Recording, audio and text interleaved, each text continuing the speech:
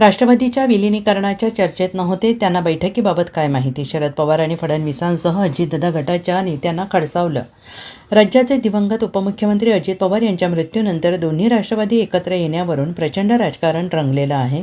अजित पवार यांचा 28 जानेवारीला बारामती येथे विमान कोसळून झालेल्या अपघातात मृत्यू झाला.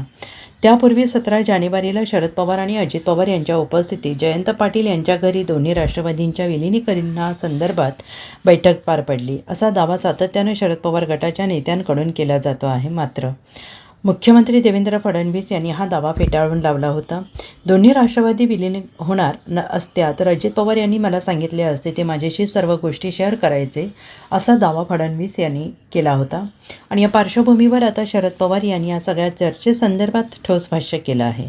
त्यांनी सोमवारी पत्रकारांसोबतच्या अनौपचारिक चर्चेदरम्यान यावर प्रतिक्रिया दिली. देवेंद्र फडणवीस यांनी राष्ट्रवादीच्या विलिनीकरणाबाबत चर्चा झाली नाही असं म्हटलं होतं.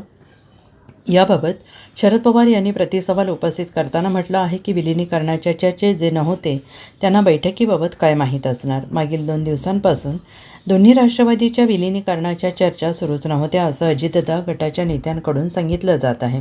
मुख्यमंत्री देवेंद्र फडणवीस यांच्याकडून देखील विलिनीकरणाची चर्चा फेटाळताना अजित पवारांनी आपल्याशी अशी कोणतीही चर्चा केली नाही असा दावा केला जात आहे. या पार्श्वभूमीवर शरद पवार यांचे हे वक्तव्य मुख्यमंत्री देवेंद्र फडणवीस आणि अजितदादा गटाच्या नेत्यांना खडसावणारे आहे. यावर आता भाजप आणि अजितदादा गटाचे नेते काय प्रत्युत्तर देणार हे बघावे लागणार आहे. Bureau report, SPN Marathi, Mumbai.